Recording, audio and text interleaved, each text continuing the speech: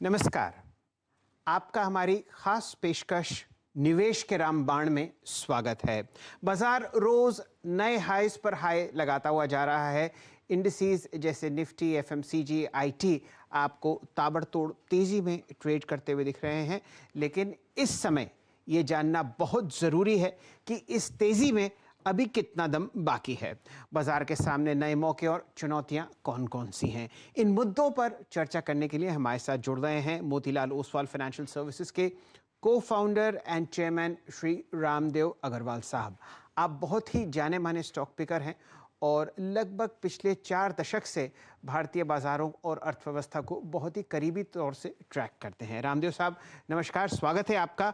आपसे पहला प्रश्न यही है, किस हिसाब से आप मार्केट को इस लेवल पर देखते हैं? बहुत लोग इस बात पर चर्चा कर रहे हैं कि market cap to GDP ratio हमारे बाजार का जो है वो एक रिकॉर्ड लेवल पर है। हर तरीके का वैल्यूएशन पैरामीटर अब बहुत ऊंचाई की तरफ अग्रसर। नए रिकॉर्ड हाइज हम लोग निफ्टी के आईटी, एफएमसीजी और निफ्टी खुद में देते हुए दिख रहे हैं। आपका इस बुल रन के बारे में किस तरीके का विचार है फिलहाल? अभी तो ऐसा लगता है कि ये मोमेंटम जो है ठीक हमें एक तो देखिए प्रेडिक्ट करना बहुत मुश्किल है कि कब 5-10% का करेक्शन हो जाए या इवन 5-10% बढ़ भी जाए। जी। ये बात नहीं, खाली करेक्शन की अंदेशा है, मतलब बढ़ भी सकता है। तो ऐसा देखा जाए तो लिक्विडिटी जो बाजार के ड्राइवर्स हैं दे आर स्टिल इंटैक्ट। जैसे लिक्विडिटी है, कॉस्ट ऑफ लिक्विडिटी है, कोलैप्स ऑफ फिक्स्ड इनकम है, ऑनस्लॉट ऑफ रिटेल है, तो ये सब चीज जो है अभी भी इंटैक्ट है। अच्छा, कॉर्पोरेट अर्निंग्स इंडिया में रिकवरी के मोड में, पूरा इकोनॉमी ओपनिंग अप है, स्लोली एक के बाद स्टेट खुलते जा रहे हैं। तो आप देखिए जीएसटी कलेक्शन है, रेलवे फ्रेट है, सब एक जितने भी इंडिकेटर्स हैं they are all improving, flight numbers are improving. So माहौल बहुत सही है अभी। माहौल जो है वो रिकवरिंग इकोनॉमी का है और जो जो कॉर्पोरेट जिनको बेनिफिट पर्टिकुलरली ओपनिंग अप में, जैसे पूरा फाइनेंस सेक्टर है, पूरा बैंकिंग सेक्टर है, तो बैंकिंग सेक्टर पूरा सफर किया because of credit cost, enhance credit cost के कारण। जी। तो जैसे जैसे इकोनॉमिक रिकवरी होगा तो उनका क्रेडिट कॉस्ट नीचे आएगा और उनका लोन टेक ऑफ भी होगा। सो ऐसे बहुत सारे सेक्टर्स हैं, सेगमेंट्स हैं जहां पर ओपनिंग अप के कारण से बहुत ज्यादा बेनिफिट होगा। तो ऐसा माहौल अच्छा है इकोनॉमी में and investors are also very enthusiastic. तो वो ऐसा देख के मुझको लगता है कि बाजार दोनों तरफ इवनली पॉइज्ड है। क्या बात है। 5% ऊपर भी जा सकता है और 5% नीचे भी जा सकता है, तो डरने की जरूरत नहीं है। सही सही माहौल है बाजार में। चलिए, तो आप यहाँ से बाजार में और भी मोमेंटम आते हुए देख सकते हैं। प्रोबेबिलिटी ये कहती है कि आप 50-50% पर खड़े हैं।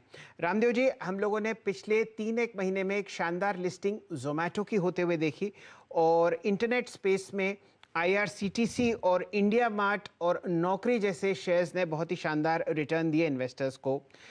क्या यहाँ पर अभी भी निवेशक पैसा डाल सकते हैं? और आप बहुत ही जाने माने वैल्यूएशन एक्सपर्ट हैं, कौन से ऐसे पायदान, नई सोच हमें लानी चाहिए अपने वैल्यूएशन मैट्रिक्स में ताकि हम इन कंपनीज को ठीक ठाक तरीके से ट्रैक कर पाएं?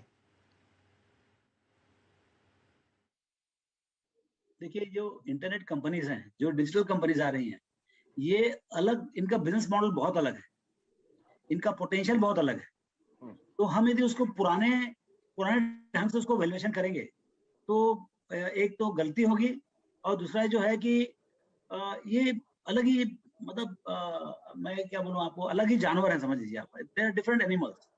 तो उनका वैल्यूएशन भी थोड़ा अलग ढंग से होगा। ठीक है, बिजनेस एंटिटी, पहले उनको पैसे कमाने का है, शेयर बाजार का काम है कौन कितना कमा सकता है उसका प्रेजेंट वैल्यू निकालने का, चाहे वो डिजिटल कंपनी हो चाहे फिजिकल कंपनी हो। लेकिन जो डिजिटल कंपनी के पोटेंशियल्स हैं, चाहे वो भारतीय कंपनी हो, मतलब जिनका जिनका जिनका एड्रेस जो है भारत के लिए हो, देश के लिए हो और इंटरनेशनल हो। डिजिटल का एक मजा क्या है, companies companies can be very global. मतलब आपको पूरा जो 7 बिलियन पॉपुलेशन है, 90 ट्रिलियन डॉलर ग्लोबल इकोनॉमी है, आप उसमें आप खेल सकते हो। हाँ, सो अच्छा, डिजिटल का पावर क्या है कि आज जो सक्सेसफुल, आज एक एक शहर में है, वो आप पूरे विश्व में, आप 5 साल के अंदर पूरे विश्व में पहुंच सकते हैं। ये जो स्केलेबिलिटी का पॉसिबिलिटी है, ये फंडामेंटल डिफरेंस है between the old businesses and new business. जैसे आप स्टील कंपनी देखेंगे, सीमेंट कंपनी देखेंगे, दे आर ओल्ड बिजनेसेस। उनको आप जैसे 10 मिलियन टन है, उसको 50 मिलियन टन आप ओवरनाइट नहीं कर सकते आप। लेकिन डिजिटल कंपनी में यदि कोई चीज सक्सेसफुल है, आज जैसे गूगल सक्सेसफुल है या फेसबुक सक्सेसफुल है, या तो ये कंपनीज जो है 10 साल में, मतलब 10 साल में वो कहीं पहुंच सकती है, पूरी दुनिया में पहुंच सकते हैं। तो वो उस टाइप की कुछ कंपनी है क्या जिनका पावर है, चाहे वो सॉफ्टवेयर में हो, चाहे कोई डिजिटल बिजनेस में हो, जिसके कारण से वो कंपनी वैसे स्केल हो सकते हैं। एंड ऐसी कंपनी इंडिया में बनेंगी, जैसे आज अमेरिका में हुआ, चाइना में हुआ, अब इंडिया में उसकी शुरुआत है। पहले नेशनल कंपनी जाएंगी, फिर इंटरनेशनल कंपनी जाएंगी, और हो सकता है कुछ कंपनी शुरू से ही इंटरनेशनल में हो, तो इनके वैल्यूएशंस अलग होंगे, क्योंकि ये बहुत एसेट लाइट होते हैं।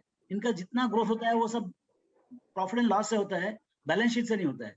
तो आपको समझने के लिए एक उनका जो वैल्यूएशन का ट्रिक होगा वो अलग होगा, और वो भी हम लोग भी अभी सीख रहे हैं, क्योंकि हम पुराने टाइप के लोग हैं।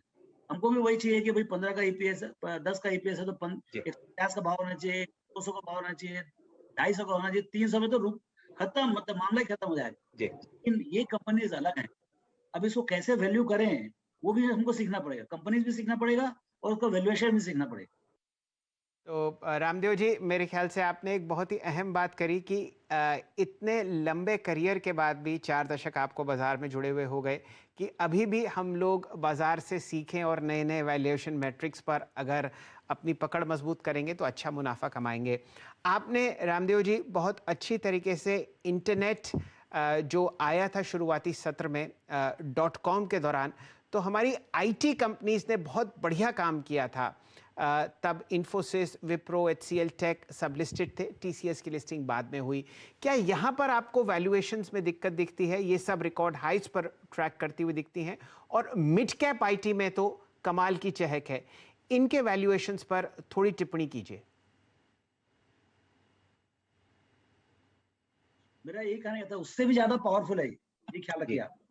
देखिए क्या है कि जो इंडियन टेक, जो हम जो Infosys, TCS, Wipro, HCL tech की बात करते हैं, जो 95, 96 में चालू हुए, और जो अपॉर्चुनिटी था उस समय जब 95 से 2000 जो हुआ, उसमें देखिए it was time constraint opportunity. आपको जो डिफिकल्टी थी Y2K की, वो आपको 3 साल के अंदर सॉल्व करनी थी, दुनिया का प्रॉब्लम। तो उसके कारण से क्या है, यहाँ पर आपको सस्ते में जो इंजीनियर्स मिले, दुनिया खोज के निकाली, और सब कंपनी ने बहुत पैसे कमाए। बट वो opportunity to start with, it was only for 3-4 years, and बाजार में उसका बड़ा तूफान हुआ। ये जो अभी अपॉर्चुनिटी है, जो ऑनलाइन हो रहा है, जो ई कॉमर्स हो रहा है, डिजिटल हो रहा है, दुनिया, the world is becoming village, world is becoming flat, ये सब चीज जो है ना, ये बहुत बड़ा अपॉर्चुनिटी है, और बहुत लंबे समय के लिए अपॉर्चुनिटी। तो ये जो कंपनीज बनेंगी, अभी जो कंपनीज बनेंगी, सक्सेस, देखिए कंपनी तो 10 में से एक ही सक्सेसफुल होने वाला है। अभी कौन सा सक्सेसफुल होगा वो हमको नहीं मालूम, वो समय बताएगा। देखिए 95 to 2000 में भी क्या था, सैकड़ों कंपनी आई, टेक कंपनीज अभी भी लिस्टेड है बहुत सारे, लेकिन बचे 5 ही सब मिला के। तो अभी इस बार 100 नहीं आएंगे, इस बार 500 कंपनीज आएंगी। क्या बात। हाँ, और बचेंगे सिर्फ वही 10-15 बड़ी कंपनियां, उनके। अच्छा, खास बात क्या है, देखिए वो जो 95 to 2000 हुआ टेक का, उसमें सब कंपनी का बिजनेस मॉडल मोरलेस सेम था। इंडियन कॉस्ट, अमेरिकन वैल्यू, $5 में इंडिया में बनाने का सॉफ्टवेयर और $25 में बेचने का, ये मॉडल था उसका। लेकिन सब कंपनी यही था, सेम कस्टमर थे, सेम कॉस्ट स्ट्रक्चर था। यहाँ डिजिटल में सब चीज अलग है। कोई एजुकेशन में कर रहा है, कोई फूड में कर रहा है, कोई मेडिकल में कर रहा है, कोई कहीं मतलब बहुत अलग टाइप का चीज, कोई फाइनेंस में कर, फिनटेक, मतलब आप दुनिया का फिनटेक कर सकते हो। तो क्या है कि ये बहुत बड़ा अपॉर्चुनिटी है, और ये बहुत लंबे समय का अपॉर्चुनिटी है, एंड इसके लिए जीतने के लिए बहुत ज्यादा कॉम्पिटेंसेस चाहिए। तो अभी तो क्या है, कॉम्प्लेक्स सिचुएशन है, तो उसमें क्या है, देखिए जीत बहुत बड़ी होने वाली है। तो हर आदमी शेयर बाजार में, देखिए कंपनी तो जीतेगी 10 साल में, लेकिन शेयर बाजार में उसकी जीत और हार 2 साल में होने वाली। रामदेव साहब, 10 साल का अगर आप बिजनेस प्लान देखें और बढ़िया मूव अगर आपको वहाँ पर टॉप लाइन और प्रॉफिटेबिलिटी में आता हुआ दिखे तो बाजार रिटर्न 2 साल में ही देता हुआ दिखता है। ज़रा आईटी की चर्चा को और बढ़ाते हैं रामदेव जी, ज़रा टिप्पणी कीजिए मिड कैप आईटी की वैल्यूएशंस पर। कई हम लोगों ने स्टॉक्स देखे जैसा कि माइंडट्री और कोफोर्ज, जिन्होंने बहुत शानदार रिटर्न आपको दिया है पिछले 6 महीने 1 साल में। किस तरीके से आप कॉन्फिडेंट हैं इस आईटी बूम के फिलहाल यहाँ से? हाँ जी, देखिए क्या ये जो अपॉर्चुनिटी खुला है, सिंस ये जो जो ट्रेडिशनल आईटी है, इंडियन आईटी है, वो सर्विसेज कंपनी है। जी। They are not, I would say strictly digital companies, they are actually digital enablers. मतलब आपको डिजिटल कंपनी बनानी है तो उसका जो सर्विसेज जो होगा, सामने जो प्रोग्रामिंग होगा, वो ये कंपनी करके देंगी। तो इनका काम जो है काफी हेड काउंट ड्रिवन है। जी। हाँ, so the world wants to go digital overnight, लेकिन उतना कैपेसिटी इन कंपनीज के पास है नहीं। तो ये मतलब देखिए, जो last year record order booking हुआ, इस क्वार्टर में रिकॉर्ड ऑर्डर बुकिंग हुआ, तो continuously quarter after quarter order booking बढ़ते जाएगा और उसका एग्जीक्यूशन भी with a lag of 2-3 quarters will also start happening. तो हमको ये क्या, we are uncharted territory in terms of growth. See, company अच्छा है, कंपनी का लॉन्जिविटी अच्छा है, ये सबको मालूम है। आज का वैल्यूएशन क्या है ये भी मालूम है, लेकिन ये नहीं मालूम कि जो कंपनी आज $1 बिलियन की है टर्नओवर और से $200 मिलियन की प्रॉफिट है, वो 5 साल के बाद 2 बिलियन की होगी या 3 बिलियन की होगी। ये चीज आपको जिस तरह से आगे बढ़ते आए गाड़ी, ऐसे समझना है। जी रामदेव जी, अगर हम इस एग्जिस्टिंग रैली को देखें तो यहाँ पर बहुत सारा कंसंट्रेशन जो है वो न्यू इकोनॉमी स्टॉक्स पर है। इंटरनेट शेयर्स चलते हुए दिख रहे हैं, आईटी वैल्यूएशंस ठीक ठाक हैं और यहाँ पर आप बहुत शानदार मोमेंटम देख रहे हैं। लेकिन उनका क्या, जैसे ऑटो और मेटल इंडस्ट्रीज, यहाँ पर आप किस तरीके का मूव आते हुए देखते हैं आगे आने वाले कुछ सालों में?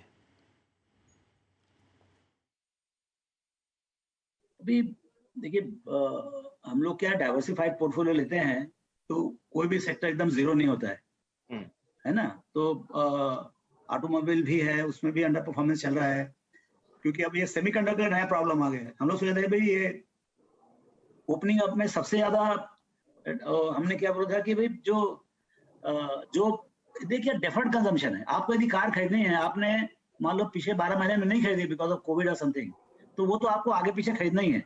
तो हमने सोचा था कि जैसे ही कोविड खत्म होगा तो सबसे पहले पूरे दुनिया लाइन लगाएगी कार खरीदने के लिए, लेकिन कार का प्रोडक्शन ही नहीं सकता क्योंकि सेमीकंडक्टर का प्रॉब्लम है। तो उसके कारण से क्या है, ये जो रिकवरी है वो थोड़ा डिले हो गई।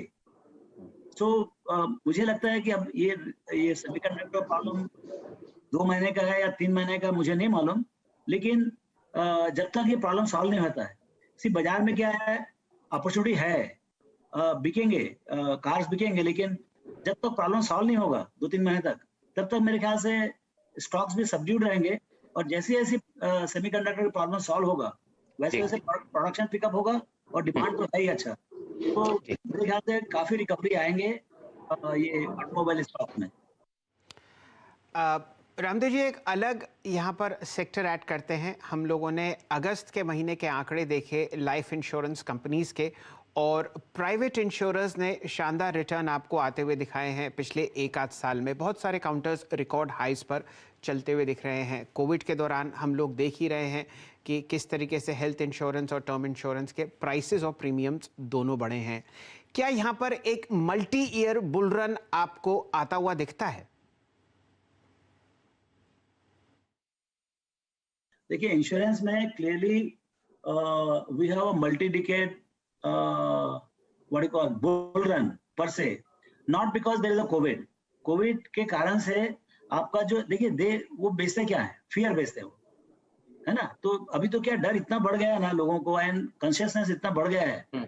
वैसे जिनके पास नहीं थी पॉलिसी या जो सोच रहे थे कि करना है, वो सब के सब ये 12-15 महीने में, 18 महीने में ये सब करेंगे, तो आपको बहुत बड़ा पंप मिलेगा अगले 4-6 क्वार्टर। तो समझ लीजिए आपको बहुत, लास्ट क्वार्टर में उतना अच्छा काम नहीं हुआ था, अगले 4-6 क्वार्टर में बहुत जोर से काम होगा। तो इसमें अभी इमीडिएट तो ग्रोथ है और आगे भी बहुत लंबा ग्रोथ होगा, बिकॉज इंश्योरेंस जो है वो प्रॉस्पेरिटी से कनेक्टेड है। तो जैसे जैसे आपका पर कैपिटा बढ़ेगा, ऐसे ऐसे आपका इंश्योरेंस प्रोडक्ट में सोफिस्टिकेशन आएगा और काफी ग्रोथ आएगा। दूसरा ये कि आपका जो पीएसयू का जो शेयर है, चाहे जनरल इंश्योरेंस हो चाहे लाइफ इंश्योरेंस हो, तो उसका शेयर कम होते आएगा और प्राइवेट सेक्टर का ग्रोथ बढ़ते आएगा। जैसे बैंक्स में हुआ ऐसा यहाँ भी होगा। तो एक तो आपका ग्रोथ है 15-17% इंडस्ट्री लेवल पे।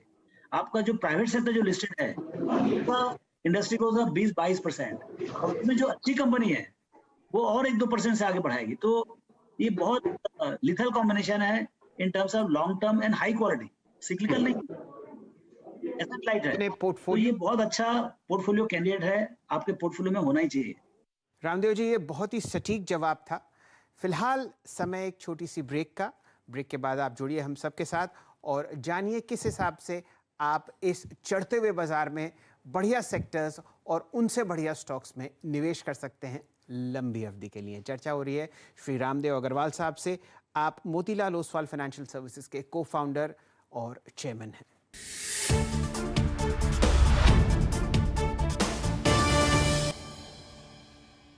नमस्कार, स्वागत है आपका हमारी खास पेशकश निवेश के रामबाण में। आज हम लोग चर्चा करते हुए दिख रहे हैं श्री रामदेव और अग्रवाल साहब से। आप बहुत ही जाने माने स्टॉक पिकर हैं और लगभग 4 दशक से भारतीय अर्थव्यवस्था और भारतीय स्टॉक मार्केट से जुड़े हुए हैं। रामदेव जी, आपका सबसे जाना माना एक जो मल्टी बैगर रिटर्न्स दिए हैं वो था हीरो मोटर्स। लगभग 100 गुना जो आपने इनिशियल इन्वेस्टमेंट किया वो आपको बनता हुआ दिखा। अब हम लोग एक बहुत तब्दीली देख रहे हैं टू व्हीलर्स की लैंडस्केप्स में। इलेक्ट्रिक व्हीकल्स का टाइम आता हुआ दिख रहा है। क्या ऐसा हो सकता है कि जो एग्जिस्टिंग कंपनीज हैं वो आपको धूमिल होती हुई दिखें और नए लोग अब टू व्हीलर इंडस्ट्रीज के नए बादशाह बने? दोनों होगा। आपको नए लोग जैसे ओला वोला का जो आ रहा है वो होगा, और 1-2 और भी आएंगे। बट जो एग्जिस्टिंग जो प्लेयर्स हैं, ये जो तीनों चारों जो महारथी लोग हैं, हीरो, बजाज, टीवीएस, आइशर, ये सबके पास कैश फ्लो है, उनको समझ है कि उनको करने का ही है। क्योंकि गवर्नमेंट का मैंडेट है कि भाई 2030 के बाद नहीं बिकेगा, मतलब आपका पेट्रोल डीजल कार या, तो क्लियरली उनको करना ही है और वो कर रहे हैं। सवाल ये है कि जो नए कैंडिडेट हैं जैसे ओला हो रहे हैं, जो वो इनका पूरा का पूरा मार्केट शेयर ले जाएंगे और ये चुप बैठ रहेंगे। मेरे को नहीं लगता है ऐसा। सबका अगले 12 महीने के अंदर सबके प्रोडक्ट्स आएंगे। एंड उनके पास क्या है कि उनके पास एग्जिस्टिंग कैश फ्लो है 3-3, 4-4, 5-5 हजार करोड़ का, और वो तो कैश फ्लो चालू है। तो उसके चलते आपको इलेक्ट्रिक में वो 100, 200, 300 करोड़ का लॉस करेंगे और सब लोग लॉन्च करेंगे। तो मुझे लगता है कि ये इंडस्ट्री जो है, हालांकि बहुत बड़ा ट्रांजिशन है फ्रॉम आईसी टू इलेक्ट्रिक, लेकिन ज्यादातर एग्जिस्टिंग प्लेयर ही करेंगे उसको। चलिए, एग्जिस्टिंग प्लेयर्स में ही आपको फिलहाल विश्वास है। और रामदेव जी, आपकी बात बाजार सुनता हुआ आइशर मोटर्स आपको दिन के उच्चतम लेवल पर ट्रेड करता हुआ दिखेगा। रामदेव जी, हर चीज़ का अगर आप देखिए बढ़िया त्रिवेणी संगम बनता हुआ दिख रहा है। फंडामेंटल्स बढ़िया हैं, ग्रोथ प्रोस्पेक्ट्स बहुत अच्छी तरीके से अर्निंग्स में बढ़ते हुए दिखेंगे और बाजार में हर तरफ से पैसा आता हुआ। ये बताइए, कोई ऐसी चीज जो आपको खटकती हुई दिखती हो, रात की नींद में तकलीफ आती हो, जिससे इस बुल रन में थोड़ी शिकन पड़े? देखिए, एक चीज मेरे डर लग रहा है, ये जो ग्लोबल लॉजिस्टिक जो डिस्टरबेंस चल रहा है, चाहे कंटेनर का हो चाहे एक्सपोर्ट इंपोर्ट का हो, ये प्रॉब्लम बहुत पहले सोचा था कि 2-3 महीने 4 महीने में खत्म हो जाएगा, लेकिन ये प्रॉब्लम और बढ़ गया है। तो इससे कुछ कंपनीज को फायदा भी हो रहा है, लेकिन ज्यादातर इससे इन्फ्लेशनरी प्रेशर पूरे विश्वव्यापी हो सकता है। तो वो एक तरीके से जो अभी जो लो कॉस्ट ऑफ मनी है, जो सेंट्रल बैंकर के हाथ जो है मतलब खुले हुए हैं, वो उनको शायद जल्दी ना खींचना पड़े, क्योंकि ये प्रॉब्लम बहुत सीरियस है। एंड आई विश कि अगले 4-6 महीने में खत्म हो जाए, आपसे आप ठीक सुधर जाए, लेकिन ये प्रॉब्लम काफी पेचीदा होते जा रहा है। और ये मेरा नया रिस्क नजर आ रहा है कि ऐसा कुछ प्रॉब्लम हो सकता है इसके कारण से टू द मार्केट। ऐसा जी, मतलब एक ऐसा लग रहा है। बाकी देखिए, बाजार में 5-10%, 15% इतने बढ़े हुए मार्केट में, देखिए पिछले 12 महीने में, 15 महीने में 100% से ऊपर मार्केट बढ़ गया है जी। अब इसमें आपको 15-20% का करेक्शन के लिए आपको हमेशा तैयार रहना चाहिए, लेकिन शेयर नहीं बेचना चाहिए। मैं सिर्फ बोल रहा हूँ मेंटली पोटेंशियल लॉस के लिए तैयार रहना चाहिए। देखिए एक लॉस होता है परमानेंट लॉस, मैं इन्वेस्टर की बात कर रहा हूँ मैं। तो इन्वेस्टर का जो ये होता है, क्या नाम है, लॉस होता है और कोटेशनल लॉस होता है। एक जो है आपने परमानेंट लॉस बुक कर लिया, वो एक अलग चीज होती है। लेकिन आपका आपका 50-100 हो गया और 100 का 90 हुआ, इसका मतलब नहीं आपको लॉस हो गया। जी। आपका एक टेम्पररी कोटेशनल लॉस है, 100 का 90 हुआ है, अभी 90 वाला 180 होने वाला है, लेकिन वो उसके लिए पेशेंस आपको दोनों देखना पड़ेगा। आपको 90 100 का 90 होते देखना पड़ेगा और 90 से 180 भी होगा। लेकिन आप 90 से 80 तक 180 तभी तक नहीं जा सकते जब तक आप 100 से 90 देखने के लिए तैयार ना हो। चलिए रामदेव जी, समय का थोड़ा अभाव है, लेकिन एक प्रश्न बहुत ही ज़रूरी है। हम लोगों ने पिछले 18 महीने में 2 साल में करोड़ों नए मिलेनियल्स को बाज़ार में अपने साथ जुड़ते हुए देखा। आप पिछले 4 दशक से बाज़ार में जुड़े हुए हैं, 25 साल मुझे भी हो गए, लेकिन राय आप ही से लेते हैं। कौन से 3 ऐसे रामबाण आप सजेस्ट करेंगे कि हमारे नए निवेशक, ट्रेडर्स और इन्वेस्टर्स फॉलो करें ताकि उनका अबव एवरेज रिटर्न आता हुआ दिखे? देखिए एक सबसे बड़ी बात क्या है कि जो मासेस होती हैं, I am not talking about exceptionals, but masses होती हैं, ये लोग मार्केट रिटर्न भी नहीं कमाते। जो 15%, देखिए आप बैंक में जाएंगे तो कितना मिलेगा, 5-6% मिलेगा, बहुत में बहुत। लेकिन आपको 15% बाजार दे रही है, वो तो आप कमा लें।